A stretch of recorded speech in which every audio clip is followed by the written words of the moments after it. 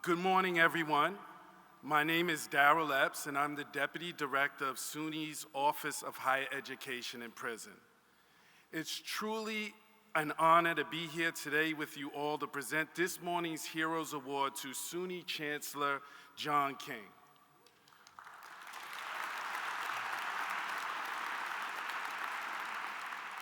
SUNY strives to provide educational services of the highest quality with the broadest possible access. I deeply understand the power of that mission because my academic journey began in the most unlikely of places, a New York State maximum security prison.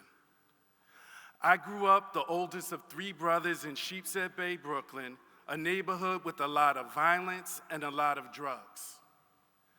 I was 13 years old the first time I was escorted through a courtroom wearing shackles and chains. I promised myself I'd never go back. But I couldn't get out of the cycle of hanging with the wrong people and making the wrong decisions. At just 20 and 21 years old, my younger brother Darnell and I were sentenced to 17 and a half years to life. My son was yet to be born. His mother was 6 months pregnant at the time.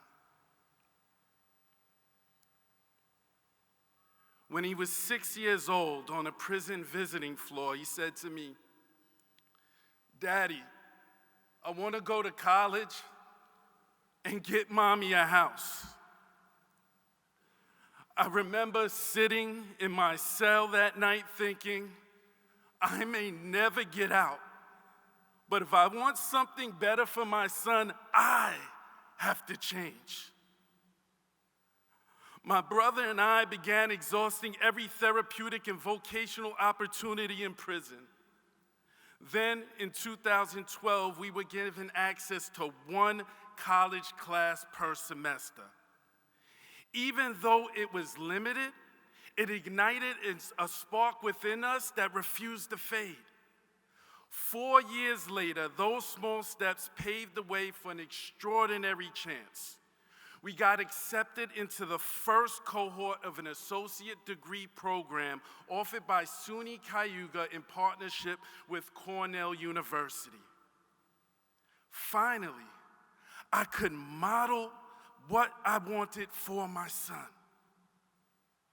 When my brother and I were paroled in 2017, I continued my studies as a justice and education scholar at Columbia University while juggling full-time employment and attending my first PTA meeting.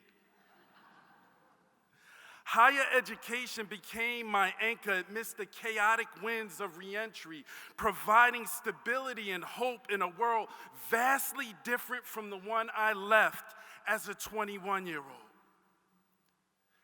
I was speaking on my first panel inside Sing Sing Correctional Facility when I met Chancellor King. He had finished serving as Secretary of Education in the Obama administration and was now leading the Ed Trust. There he was, sitting in a maximum security prison talking about education with intention. Just his presence, the way he talked about the struggles in his own life sparked belief in me. Shortly after that, I got a call saying, John King was asked to moderate a discussion at a convention in Philly. The only way he will agree is if someone justice impacted is on the panel. Would you be interested? What? I was floored, right? I felt so validated as a human being, so validated that he saw my potential. It was one of the most significant experiences of my life. It lit a fire in me that never died down. In 2020, my son Darrell and I both graduated from the College of Staten Island.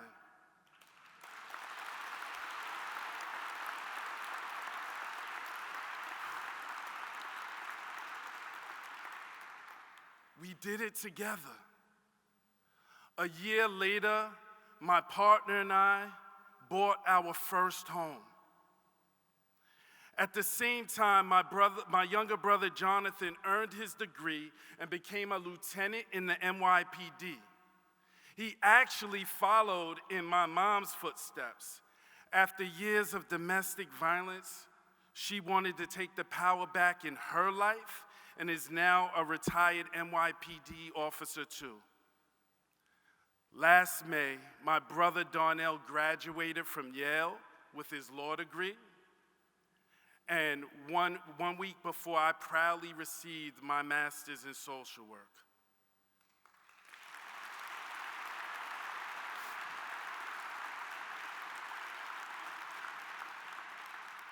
Two dreams that took root in darkness have blossomed into the brightest moments of our lives, a testament to the resilience of the human spirit, the transformative power of higher education, and the unwavering belief in second chances. That belief is embodied in people like John B. King Jr., a man who has spent his life ensuring that educational equity, justice, and opportunity are not just for some, but for all. Under his leadership, SUNY currently offers instruction in 24 of New York's 44 correctional facilities, but he won't stop there until we are in every single one.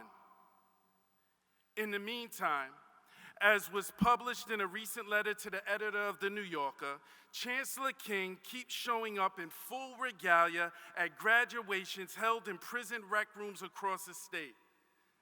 And let me tell you, it is full regalia, head to toe, the gown, the ropes, the hat. This is just one thing Chancellor King does to give these graduations the dignity they deserve. For all he has done and all he is yet to do, it is my true privilege to present this Heroes Award to SUNY Chancellor, Robin Hood board member, and one of my personal heroes, John B. King Jr.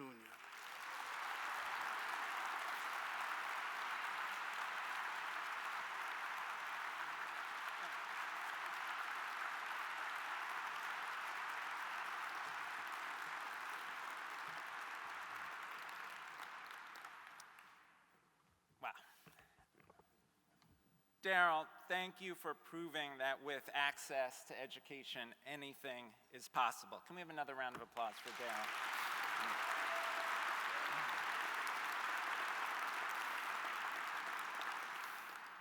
I believe so deeply in the transformative power of education because of the experiences I've had in my own life. As some of you know, I grew up in East Flatbush, Brooklyn, the son of two New York City public school educators. My father grew up in Bedford-Stuyvesant. He served as a teacher, a principal, and eventually executive deputy superintendent for New York City schools, at the time the highest ranking African-American educator in the country. My mother came to New York from Puerto Rico as a little girl. She grew up in the Bronx, the child of a single mother who was a garment worker. She was the first in her family to graduate from college and became a New York City public school teacher and counselor. I carried their faith in education with me every day, even though I lost them both by the time I was 12. My mother died of a heart attack when I was 8, and I spent the next 4 years living alone with my father as he struggled with undiagnosed Alzheimer's. By 7th grade, I was doing the laundry, cooking meals, and signing checks in my father's name to pay overdue bills. As he got sicker, I was forced to sneak into his room to steal money to buy food. After my father passed, I moved around between family members and schools. Like many young adults, especially young men of color who've experienced trauma at an early age, I was incredibly angry and lost. I resisted authority. I made many mistakes, and I got kicked out of high school. At that point, my life could have gone in a lot of directions. But it was public school educators who took the time to help a broken and struggling kid find his path. Without them, I really don't think I'd be alive today. I certainly would not have gone on to Harvard and Yale and committed my career to educational equity. That second chance changed my life and helped me get where I am today. But the reality is that millions of Americans whose lives started out not so different from my own are incarcerated in prisons and detention centers across the nation. Most do not get that second chance. Daryl's story is extraordinary, but it's still far too rare. Less than 10% of incarcerated individuals complete any post-secondary degree or certificate while in prison. President Obama and our team in the Obama administration recognized that Congress made a profound mistake in 1994 when they banned using federal money to pay for college classes for the incarcerated. It was bad policy during the tough on crime era, and it caused dozens upon dozens of higher education and prison programs all over the country to close overnight. In 2015, President Obama asked us to launch the Second Chance Pell pilot program, allowing an initial group of 65 colleges and universities to provide higher education in prisons with Pell Grants. That pilot opened the door for civil rights advocates, criminal justice reform advocates, and directly impacted students like Daryl and his brother. Stories like theirs changed the conversation so much that in December 2020, Congress repealed the ban. Last year, more than 500,000 incarcerated people were finally given access to Pell Grants and the opportunity to pursue higher education.